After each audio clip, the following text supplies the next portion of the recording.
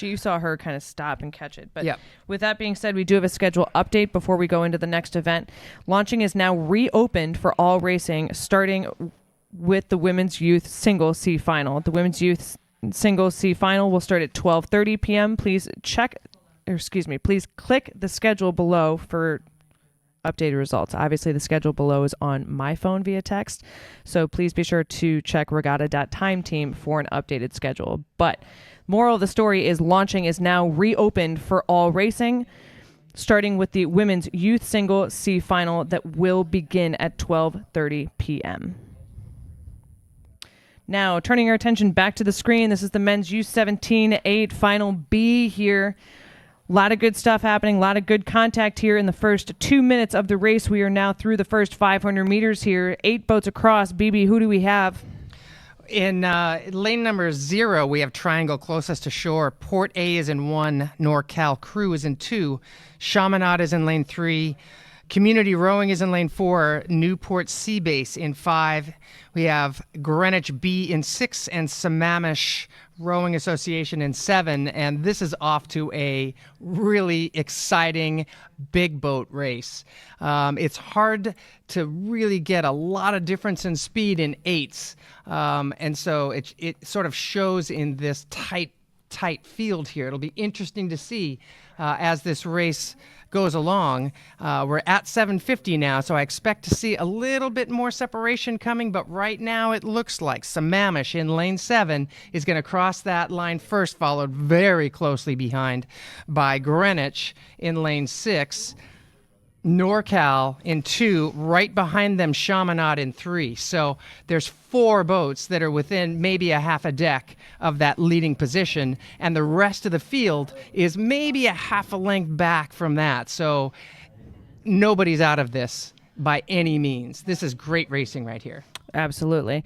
If anybody's got anything to prove, that crew from Sammamish, all 9 of those athletes, this is their first time at the Youth National Championships. So the fact that they're out here, they're in here to make it to the B-level final in your first go, like that's a really huge and very respectable accomplishment. So for them, I would say that they've got that mentality of high risk, high reward. There's nothing that they need to worry about or no reason for them to hold back. So the fact that they're out here, they're charging forward and they're in some of those top leader positions here in this B-level final just is a huge testament to the character and the willingness that all 9 of those athletes have to prove themselves. And as you've been saying that, they've actually been able to move themselves away from that Greenwich crew just a little bit. It looks to me like they've got about a half a length on that crew next to them right now. Greenwich B seems to be experiencing a little bit of steering issues.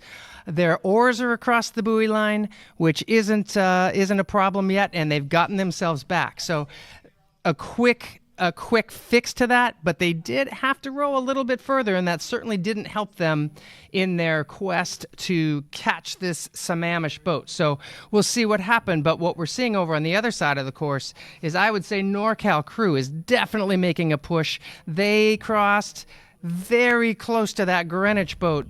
They're in 3rd place, but just barely, followed very closely by Chaminade and Community. So this is a great boat race as we get through the first 1,000.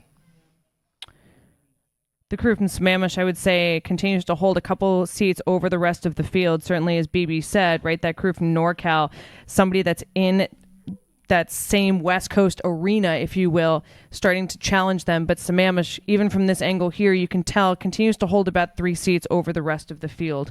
Head coach Ethan Curry of Sammamish, doing a really good job laying down the foundation, the good mentality, influencing team culture. But McKenna Cameron is going to be the one who has worked directly with this crew.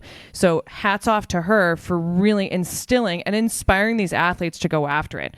9 first-time people, or 9 of them, this is their first time at nationals, and they're certainly making the most of it. But with that being said, it does look like we are continuing to see a charge from that Norcal crew. on the far side. We're seeing a charge from the entire field here. That's a good point. And as we come to the beach, this is an exciting race to watch, everybody. And let your voices be heard here, because it doesn't really matter who you're yelling for. They just need noise. They're going to assume it's for them. Yep. So help them out. We have 7 boats within contact of each other.